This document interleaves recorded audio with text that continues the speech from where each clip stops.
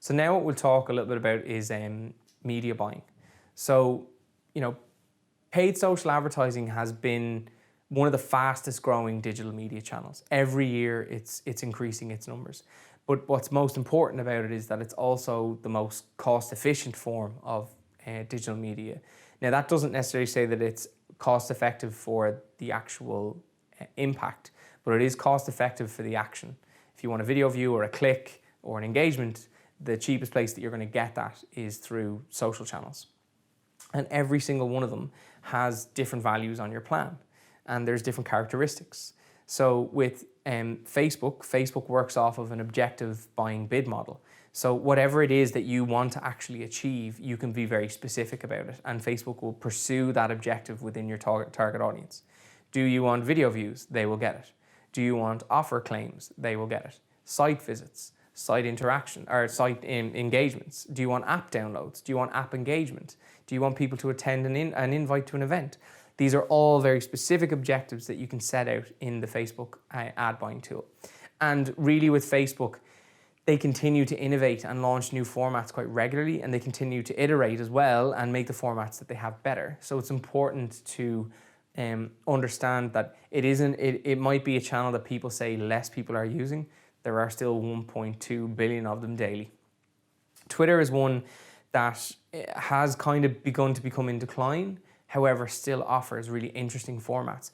But what you should consider Twitter for is what's the real-time environment that you're reaching people. Try not to think of it as a messaging platform that just a message is out all day, every day for a week. Think of it as what time can you put a message out and how relevant you can be to that specific time.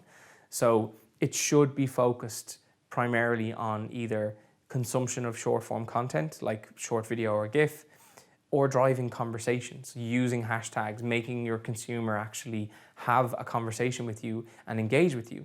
If you use Twitter that way, then it will be more effective. So is your audience really interested in a specific TV show? How can you engage around that? That's relevant to your business. Do you have a sports sponsorship? Can you use Twitter to engage around specific events to do with that sponsorship? So these are things to understand as places where you can integrate your social media behavior.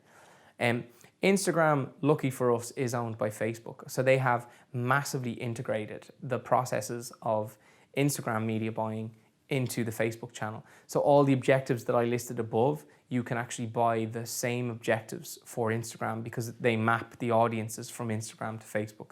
So it's a really interesting way to be able to use Instagram, but use the existing Facebook audiences that you've already built to actually target them. And, it shouldn't just be it should be reserved for kind of your more influential audience. Instagram's a channel where Facebook is the broader audience, Instagram is the more niche at the moment. So think of who is the brand advocate, the influencer in that target audience that you want, and how can you actually reach them and compel them to actually tell your story to their own peers.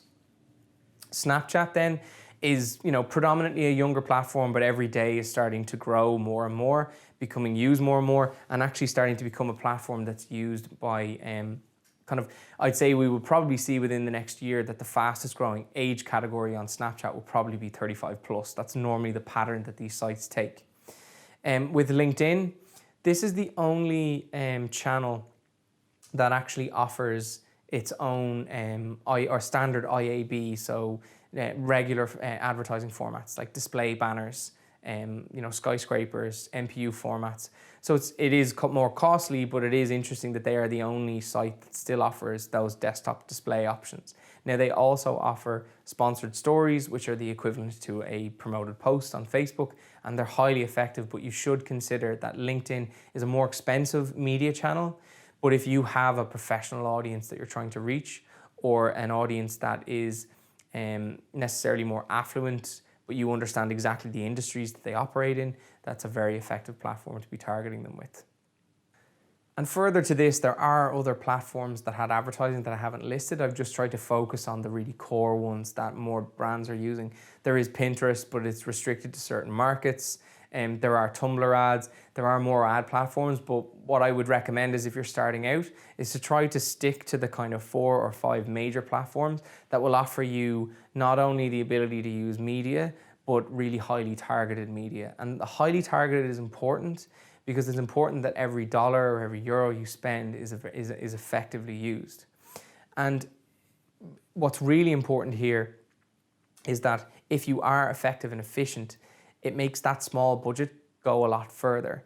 So think of the platforms that are going to give you the most cost-effective return. So maybe you shouldn't use LinkedIn if you have a smaller budget. You should probably focus on Facebook and Instagram because that's where you get the lowest cost per engagement or the lowest cost per site visit. It's important that you learn what objectives you have, the results that you get, and where you get those results for lower cost.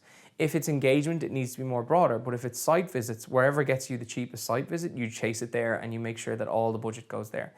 If it's about awareness, you need to spread it, but make sure that you're actually targeting your media spends within the objective that you actually need and require. So in a separate module, we've actually addressed media buying more specifically, but what I'll try to do now is kind of recap the kind of key watchouts for the media buying process. So you have your media plan. We've already talked about that. You know investment by month. You know what content is available. You know what formats are there. You know when it's going live. So on each platform, you need to set up your campaigns with your objectives. So is it for video? Is it for site visit? And actually make sure that you implement within that the target audience that's been outlined at every phase of this so far. We know exactly who we want to talk to. We know their interests. We know how to target them by interest. We know their demographics, and make sure that all this information is going into the campaign. We set our budgets and our timelines for the spend based on what's allocated on our media plan.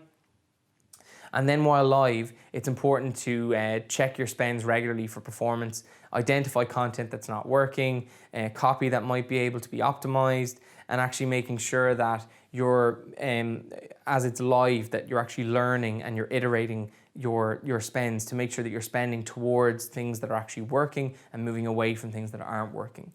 You should track the performance and really identify where these changes need to be made way ahead of the end of the week or the end of the month. It should probably be more of a daily practice. And results should be included in your dashboard as well, your media results. You know, what is the cost per view that you're getting? So if you know how many views you're getting, how much they're costing you, and you know that that's a KPI for you, then you would focus in on that and make sure that you're using the channel that's getting you the lowest cost per view. So what we should have is, again, within the accountability, is making sure that at every stage of the day that you know who is responsible for actually feeding back to you these results. Now, you can actually set up ways that the reporting can happen either daily, it might happen multiple times in the week, and you can actually set up ways that the reports are automatically sent to you through the different channels.